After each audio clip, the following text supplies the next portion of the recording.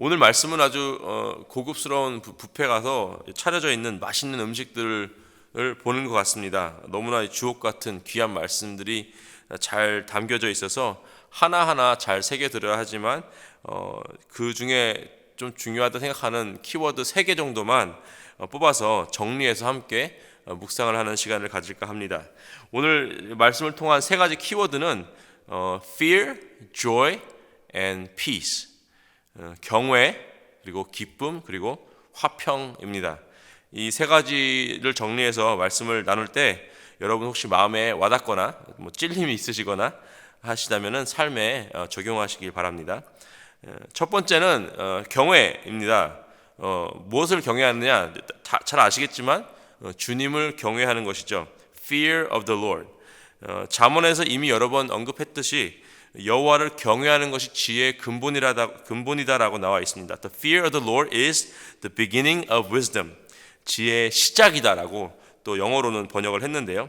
우리가 지혜가 필요하고 지혜를 구해야 하는데 그 시작이 바로 여호와를 경외하는 것이라고 말씀을 하고 계십니다.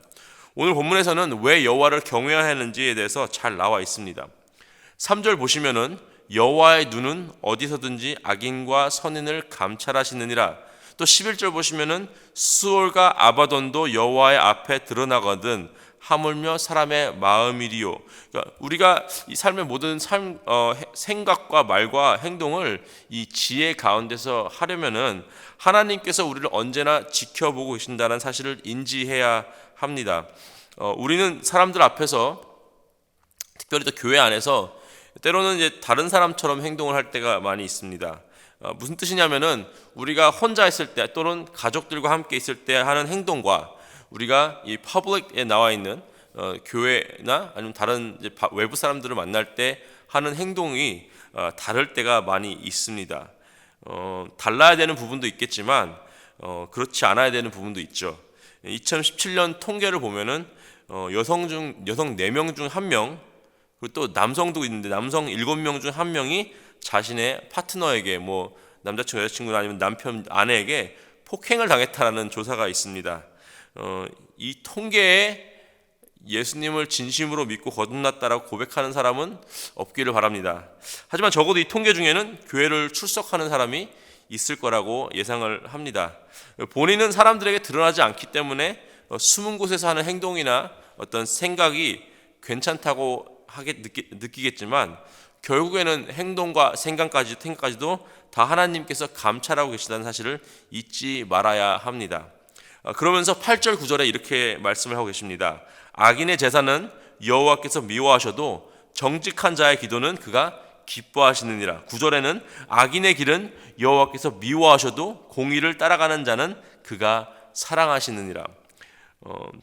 제가 대학교 때 전공 수업 중에 첫날부터 지각을 했어요. 그래서 그 교수님한테 찍혀가지고 한 학기 내내 고생을 한 적이 있습니다. 점수도 잘 안 주시고 질문해도 별로 이렇게 친절하게 대답도 안 해주시고 이 학점에 큰 영향을 주는, 그러니까 어쩌면 나의 미래에 큰 영향을 줄 이 대학 교수님한테 찍혀도 이렇게 어려운데, 만약에 온 세상 만물을 주관하시는 하나님께 찍힌다고 한번 생각을 해보십시오.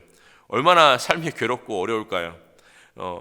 악인의 제사는 여호와께서 미워하셔도, 또 악인의 길은 여호와께서 미워하셔도, 되게 센 단어인데요. 미움을 받아도 하나님한테 미움 받는 것보다 더 힘든 것이 있을까 한번 생각을 해봅니다. 여러분, 우리는 이 세상을 살면서 1분 앞도 사실은 내다볼 수 없는 어떤 무지하고 유한한 존재입니다. 그래서 주님께 기도하며 삶에서 도움을 구하며 살아야 합니다. 그런데 만약에 주님께 주일에 예배를 드리러 왔는데, 기도를 하러 왔는데 하나님께서 그것을 그냥 안 받는 것이 아니라 그 자체를 미워하신다라고 생각을 해보십시오. 얼마나 두려운 일이겠습니까? 그냥 indifferent 한 것이 아니라, 그냥 상관 안 하는 것이 아니라 그 예배당 들어와서 하는 그 모든 예배 행위들이나 주님 하면서 기도하는 그 목소리들을 다 만약에 미워하신다면은 얼마나 그것이 두려운 일이겠습니까? 하지만 주님께서 정직한 자의 기도는 또 기뻐하신다라고 말씀하십니다. 그리고 공의를 따라가는 자는 사랑하신다라고 말씀을 하십니다. 하나님을 경외하는 자들을 하나님께서 기뻐하시고 사랑하신 줄을 믿으시기 바랍니다. 두 번째 키워드는 기쁨입니다. 6절 보시면은 의인의 집에는 많은 보물이 있어도 악인의 소득은 고통이 되느니라. 의인의 집에는 많은 보물들이 있어도라는 뜻은 이제 의인이 다 부자가 된다는 뜻이 아니라요. 의인과 악인이 다 둘 다 부자였을 때 의인은 많은 보물이 있어서 그것이 기쁨과 만족과 감사로 가지만 악인의 소득은 만족과 기쁨과 감사로 가는 것이 아니라 많으면 많을수록 그 삶에 고통이 된다라고 말씀하시는 것입니다. 돈 이꼬스 행복이라는 어떤 이런 공식으로 살아가는 사람들에게 정말 아주 놀랄만한 일이 되게 됩니다. 여기서 전제 조건은 하나님이 보시기에 의인이냐 아니면 악인이냐라는 것입니다. 그렇기 때문에 16절에서처럼 이렇게 가산이 적어도 여호와를 경외하는 것이 크게 부하고 번뇌하는 것보다 나으니라라는 결론을 내리게 되는 것입니다. 아무리 부자라도 하나님 앞에 온전히 서지 못할 때 이 다가오는 고통과 번뇌에 비한다면은 차라리 부자가 아닌 것이 낫다라고 말씀하고 계시고 있습니다. 한마디로 이 돈보다 주님 앞에 있는 기쁨이 훨씬 더 가치가 있다는 것이죠. 13절 보시면은 마음의 즐거움은 얼굴을 빛나게 하여도 마음의 근심은 심령을 상하게 하느니라. 이게 마음이 즐거운 사람들은 얼굴에서 티가 나게 돼 있습니다. 힘든 일이 있어도 주님 주시는 기쁨으로 사는 사람들이 있고, 또 그렇지 못한 사람들은 마음에 근심이 있어서 그것이 자신의 영까지도 병들게 한다라고 말씀하고 계십니다. 오늘 키워드로 삼은 이 기쁨이라는 단어는 사실은 아주 특별한 단어입니다. 단순히 이 기분이 좋았을 때 기쁨이라는 단어를 사용하기에는 적합하지 않고요. 뭔가 재미있는 일을 할 때 그런 것도 기쁨이라고 표현하기엔 좀 부족합니다. 기쁨은 어떤 우리 마음속에서 있는 어떤 영적인 것에 반응해서 나오는 표현입니다. 오늘 잠언에 사용된 이 사매악이라는 히브리 단어는 예배 가운데 하나님께 나아가는 마음을 표현할 때 자주 사용된 단어입니다. 때로는 육신의 병보다 마음의 병이 우리를 더 힘들게 할 때가 있습니다. 기쁨이 없는 삶은 아무리 부귀영화를 누린다 하더라도 너무나도 괴로울 것입니다. 그렇기 때문에 아무리 부자여도 하나님 앞에 온전히 서 있지 못해서 기쁨을 얻지 못한다면은 마음의 근심과 번뇌가 있을 것이고, 또 그 모든 부귀영화는 아무 의미가 없게 되는 것입니다. 하지만 그 모든 것이 없다고 하여도 주님 앞에 온전히 서 있는, 그래서 그것에 기쁨을 얻는다면은 그것이 훨씬 더 좋은 것임을 믿으시기를 주님의 이름으로 축복하고 기도합니다. 세 번째 키워드는 화평입니다. 이 화평이 그냥 화평이 아니라 저는 이 마태복음 5장 9절에 나와 있는 화평케 하는 자라는 키워드를 잡고 싶습니다. 화평케 하는 자, 즉 peacemaker, 평화를 만들어가는 사람이라는 거죠. 이 마태복음 5장 9절에 이렇게 나와 있죠. 화평케 하는 자는 복이 있나니 저희가 하나님의 아들이라, 하나님의 자녀라, 일컬음을 받을 것이미요. 우리가 하나님의 자녀라면은 마땅히 해야 하는 것이 바로 peacemaking, 화평케 하는 것입니다. 1절 보시면은, 오늘 본문의 1절 보시면은 유순한 대답은 분노를 쉬게 하여도 과격한 말은 노를 격동하느니라. 유순한 대답은 분노를 그치게 합니다. 이 범죄자가 인질을 잡고 인질극을 벌일 때 경찰이 막 나서가지고 그 사람한테 막 욕하고 막 협박하고 그렇게 일을 마무리하려고 하지 않습니다. 오히려 협상가를 보내서, 전문가를 보내서 아주 친절하고 또 차분하게 말을 해서 그 범죄자가 마음을 바꿔서 인질을 다치게 하지 않고 일을 잘 마무리할 수 있게 하는 역할을 합니다. FBI 출신 협상가가 낸 책이 있는데 거기 협상 방법 중에 이런 말이 있습니다. 상대방과 교감해야 상대방의 태도 변화를 이끌어낼 수 있다. 우리가 하는 말에 따라서 아무리 화가 난 사람이라도 유순한 말로 우리가 접근을 한다면은 그 화를 누그러뜨릴 수 있다는 것입니다. 피스메이커의 어떤 역할이죠. 4절 보시면은 온순한 혀는 곧 생명나무이지만 패역한 혀는 마음을 상하게 하느니라. 온순한 혀, 친절하고 아주 상냥한 말을 하는 사람은 이 함께 대화를 하는 사람들에게를 살려주는 어떤 생명나무와 같은 역할을 합니다.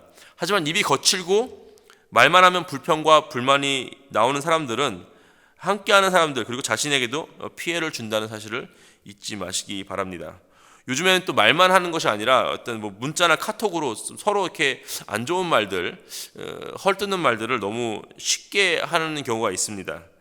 정작 앞에서 얼굴 보고 얘기하면은 그런 말을 잘 한 번 정도 생각해가지고 잘 하지 않을 수도 있는데, 얼굴이 안 보이는 이제 SNS 상으로 너무 쉽게 그런 문자들을 주고받는 것을 자주 보게 됩니다. 화가 나고 또 불만이 생기면은 꼭 이렇게 풀어야 된다라는 생각이 있으신 분들이 있는데 18절에 이렇게 나옵니다. 분을 쉽게 내는 자는 다툼을 일으켜도 노하기를 더디하는 자는 시비를 그치게 하느니라. 이 말씀을 듣고 계신 분들 중에 내가 하나님의 자녀다라고 하시는 분들, 그렇다면 내가 과연 하나님의 자녀로서 화평케 하고 있는가, 아니면은 다툼을 일으키고 있는가 한번 돌아보시는 주님의 은혜가 있기를 정말 소원합니다. 17절 보시면은 채소를 먹으며 서로 사랑하는 것이 살찐 소를 먹으며 서로 미워하는 것보다 나으니라. 아무리 풍요로워도 아무리 우리가 KCQ가 크고 재정이 풍부하고 그래서 막 고기도 많이 먹고 또 뭐 프로그램 잘 돼 있고 하더라도 사랑이 없고 또 미움이 있다면은 아무런 소용이 없다는 사실을 잊지 마시기 바랍니다. 우리가 서로 사랑하기에도 시간이 정말 부족합니다. 그렇기 때문에 우리 KCQ는 지금까지 그래왔던 것처럼 또 앞으로도 계속해서 사랑의 말과 행동으로 서로를 살리는 이 생명나무와 같은 역할을 하시는 하나님의 복받는 자녀 되시기를 주님의 이름으로 축복하며 기도합니다.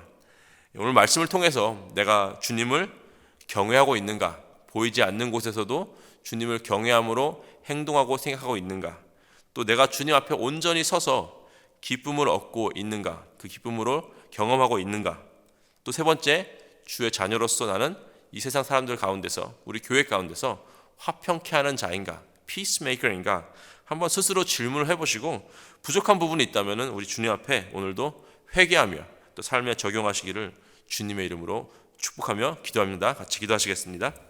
하나님 감사합니다. 오늘 주신 말씀 정말 감사히 받았습니다. 하나님, 내가 삶 가운데 주님을 경외함으로써 모든 행동과 생각을 하는지 한번 돌아보게 하여 주시옵소서. 주님을 경외함으로써 나의 보이지 않는 부분도 내가 보여지는 부분과 똑같이 주 앞에 신실한 모습으로 서 있을 수 있게 아버지 인도하여 주시옵소서. 그러지 못했다면 오늘 이 시간 회개하고 고쳐나가는 우리가 될 수 있게 하나님 인도하여 주시옵소서. 주 앞에 온전히 서서 하나님 정직과 의로 살며 주 앞에서 그렇게 삶으로 기쁨을 얻는 우리가 되게 하여 주시옵소서. 그리고 하나님, 주의 자녀로서 이 세상 가운데, 우리 교회 가운데 다툼을 일으키는 것이 아니라 화평케 하는 자가 될 수 있도록 하나님 우리를 인도하여 주시옵소서. 감사하며 우리 주 예수 그리스도의 이름으로 기도했습니다. 아멘.